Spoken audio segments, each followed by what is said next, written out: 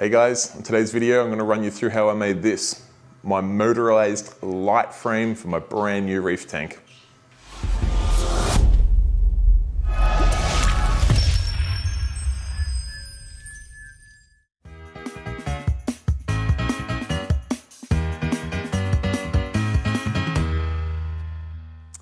Alright, so a little while ago I mentioned that I wanted to make the light frame on this tank motorized because being such a large tank and being quite high in the air, I want to make it so that when my cabinets for the hood, or when the doors for the hood open up, which they're going to be motorized as well, just a little spoiler alert there, I wanted an easy way to get the lights up and out of the way because even with my last tank, having the big light fixtures right around the opening of the tank made it quite difficult to get things in there, and that was after that tank was already scaped and set up and things like that. So on this one, I wanted to make sure that I'd be able to get in there and move rockwork around, put big colonies in and out of the tank, just make maintenance a lot easier. So I toyed around with quite a few different ways of motorizing the light frame on this tank, and this is the solution I've come up with. So I thought I'd run you through what I've looked at, how I've ended up with this solution, what alternatives there could be, and open it up to let you guys know, or let you guys tell me what you think, whether it's a good idea or a bad idea. So let's get into it. So I started an investigation off with the people that designed the frame for the aquarium itself, and they came up with a pretty neat design.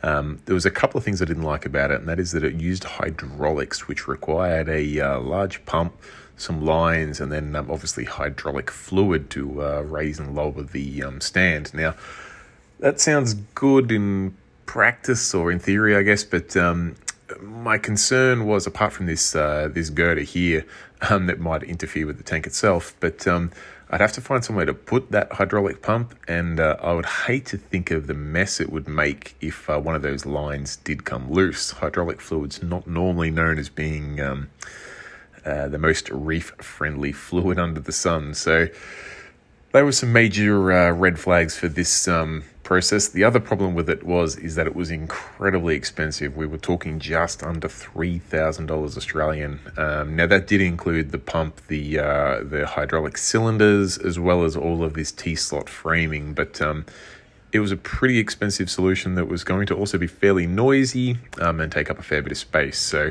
ultimately I decided to keep on looking around, and that's what led us to the next option. So I kept thinking about the problem for a few days, and ultimately I decided that what I essentially needed was a motorized sit-stand desk mounted above the tank, and that's when I started looking around for obviously motorized sit-stand desks, and I came across this mob here called Up Down Desk, located in Australia. Now, they had some great options, which I thought could be very suitable for the tank for a few reasons. One, the frames actually come without the desktop, which was just something I was going to have to take off and throw away anyway. But two, they're incredibly strong, and three, they've got this little controller here which gives you the ability to remote control the operation of the desk, as well as set a few presets. Now, I mentioned earlier that they are strong. These desks can support up to 120 kilos of weight, which is obviously significantly more than I'm going to need for the light frame. But I also liked the speed at which they operated in, and also how quiet they were. So I reached out to them and saw if we could come up with a bit of a deal, because I didn't actually need all of the components from their kit. And I'm glad to say that we were able to strike up a deal which allowed me to get the kit at half price. Now, it was a box made up of a few bits and pieces, a few spare parts, but realistically it was perfect. In fact, it came with more parts than I actually needed. Alright, so $350, and a couple days later, these two boxes arrived at my house, and I was keen to rip into them and have a look at how I was going to go about fitting these components up to the tank frame, because I hadn't actually worked that part out yet, but I knew that with the tank stand being made out of T-slot, it was going to be fairly easy to adapt. Now, that's where the desk normally mounts up to. There's the motors there with the connector for the motors. We come across here, you can see the other legs, a carbon copy. It's exactly the same. They've both got motors, which makes it an extra strong system. We've got a couple of bars there that are adjustable. I'm probably not going to need those. You usually use those to connect the two motors up, but I'm going to use a light frame for that. You can see the, I guess the power supply controller in the background there, and there's the little hand controller itself, which is what gives you the ability to send it up and down, and also use the 4 preset memory locations. So including a bag of nuts and bolts and tools. And oh yes, there's the power supply, which does actually have a connector for a third motor as well, in case you wanted to really go all out and use this in a L-shaped configuration. But after having a bit of a look at the tank, I decided that if I grabbed a bit of RHS steel, I could slide these columns in there, and I could mount the RHS steel to the back of the frame. That would raise these motors up to basically give me a sit-stand desk above the tank, and then I could use my existing T-slot that I had on my old tank light rail to make the rest happen. It was basically a big Lego kit from there. So all right, and here is the somewhat finished solution. So you can see some arms of the light frame hanging up over there. That's kind of the base of a desk there. And then I'll give you a little sneak peek to what we've done behind the scenes here. Now, ignore the cable management. That'll obviously be tidied up a lot, but you can see the uprights of the sit-stand desk there. And then I've just got some RHS steel, which I've put a little, I've put a 12mm bolt through there to act as a stop for the sit-stand desk frame. Does mean that it just sits in there because it's got a fair bit of weight on it, so that will keep it there. And then there are a couple of spots where it's actually bolted to the T-slot. You can see a bolt there and a hole for a bolt there, and down here that just stops the frame from wanting to kick out at all. And then I've got some galvanized H-beam down the bottom there, which is what actually takes the weight. I didn't want to bolt. I didn't want to just have it fixed to the frame to hold the weight, because I felt like I'd be putting a lot of tension on those bolts in the wrong sort of direction. So this way it's supported at the base, and being the H frame, I can still run cables and hosing through there when the tank's back into location, but it will also spread the weight out across the new floors nicely. Now, the really neat thing about this is that it actually has two motors. So we've got a motor on this side and a motor on the other side. And it's got a few various bolting options here, which will, pan the camera up, a few various bolting options here, which will allow me to build a nice strong frame to hold, you see I've got some 40/40 T-slot there, which is what I could use. I could have a little beam across here, and then I can mount my lights to that. But I'll work on that part a bit separately. Don't mind my budgie, he's pretty excited about all the activity. He's gonna go quiet now, the camera's on him of course. But what's really neat about this up-down desk is that it comes with this controller. Now, this has got a pretty straightforward little cable and connector, so I'm going to be able to extend this and put this anywhere I need. Now, I can manually control the desk, so it tells me the height there, and I can manually move it up and down there, no worries at all. You can hear the sort of noise it makes. It's very quiet. Probably sounds quite echoey in here at the moment. But what I also like about it, not only can I do the manual control, but I can preset 4 different heights. So at this stage, I've got memory 1 set to my minimum height. So I just press that once and it'll come all the way down without hitting the tank, hopefully.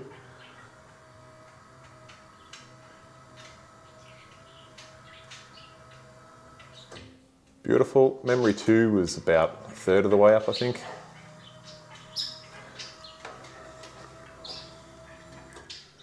Memory 3 is a bit further up yet again.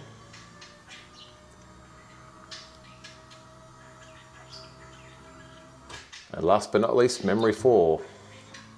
Now this sit-stand desk does actually have the capability of going higher, but as you can see, we start getting pretty close to the ceiling there. Quite high. Now that will give me about 60 to 70 centimeters of clearance when the doors are open, because I'm going to have doors that are motorized as well.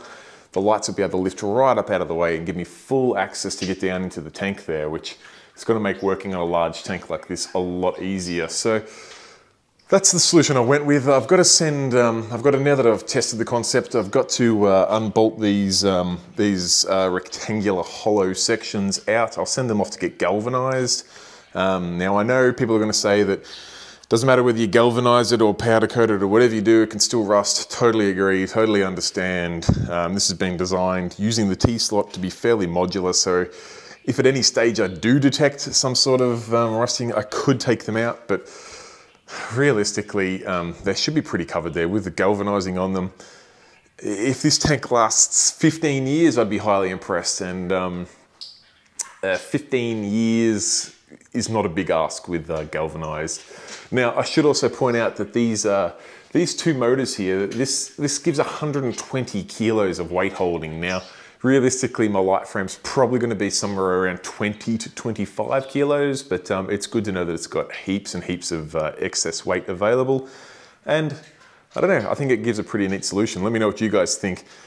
I did have a look at a few other alternatives. I did even have a look at mounting this frame up into the ceiling and having the legs protrude down instead, but I think this ended up being a neater solution. It keeps it much stronger around the base of the frame.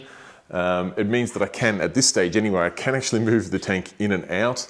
I did also have a look at using blind motors up in the ceiling with cables coming down, but I really didn't want the light frame to be able to sway side to side. Whereas this will be all rigid mounted, so the lights will stay nice and steady.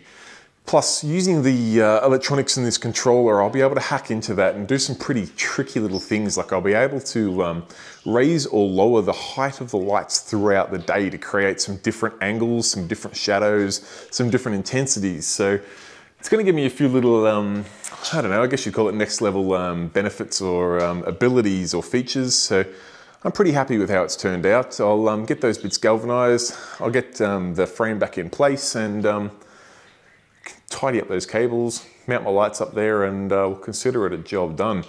Anyway guys, I hope you've enjoyed the quick little update on the tank. As you can see, it's looking pretty good there. Really keen to get the cabinetry on there. As soon as the cabinetry is on there, on the front of the stand and also up on the hood, as soon as that's in place, we'll then be able to put the sump in, do the plumbing, put some sand in there, get the rock work in there and fill it up with water and get this thing cycling, and that's when the fun's about to begin. So we're getting very, very close to some really exciting stuff happening. But that's probably enough for me for this video. I hope you've enjoyed it. If you did, feel free to give it a thumbs up. Of course, if you have any questions, pop it in the comments section down below, down there somewhere.